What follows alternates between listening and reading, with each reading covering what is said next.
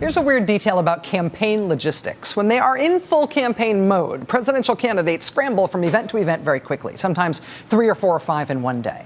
And of course, they don't travel alone. They haul their aides and their entourages along. They also take with them the reporters covering their campaigns. The way it works traditionally is that many campaign reporters are transported around by the candidate because the schedule's so intense and so fluid that can basically make it impossible for news outlets to arrange for their own reporters' travel and logistics independent of the campaign. So the campaigns end up taking a bunch of reporters with them everywhere they go. They sort of take responsibility for their press pool. And that means they even feed the reporters and put them up in hotels.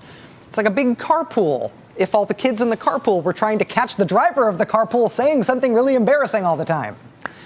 But even though the campaign takes responsibility for arranging the room and board and travel of the reporters who are covering their candidate, that doesn't mean that the campaign pays for those things for the reporters. That would be weird, right? That would be a strange relationship between the coverers and the coveree. And so to avoid that ethics weirdness, the arrangement that they make is this. News organizations promise in advance that they will pay the costs of their reporters' food and travel once the whole campaign is finished. The campaigns promise to charge reasonable prices for those things. They promise the charges will be tallied up after the campaign, and the news outfits promise to pay. It's not an official rule or anything, but that's the way it works. That is the way it has traditionally worked until this year. BuzzFeed was first to report that this year, a bunch of news outlets are taking the unprecedented step of contesting the charges from the Mitt Romney campaign because they say the charges are crazy expensive, like crazy, crazy expensive. A bunch of major newspapers, including the LA Times, the Wall Street Journal, the New York Times, and the Washington Post, as well as websites like BuzzFeed and Yahoo, have now sent letters to the Romney for President campaign protesting price gouging of the reporters. And from the details that they list, it kind of seems like they have a point. Quoting from the letter, "We've dealt with numerous campaigns over the past decades and understand that we pay a premium to travel with a candidate. But recent invoices from your campaign have raised serious questions about the charges you have forwarded to us for travel with Mitt Romney.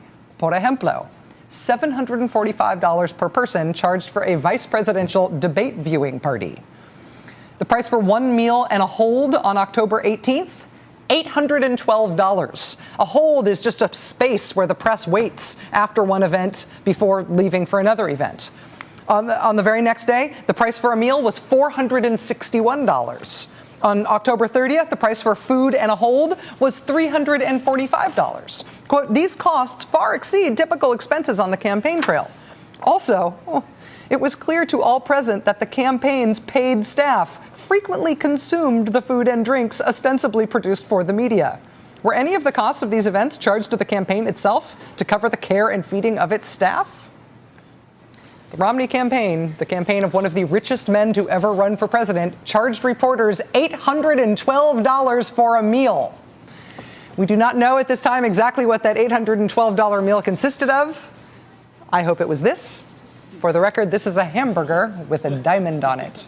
We actually searched various New York City restaurant websites today looking for the most expensive meals we could find, and we could not find an $812 per person meal. So this is our best estimation, the closest we could get. Hamburger with diamond.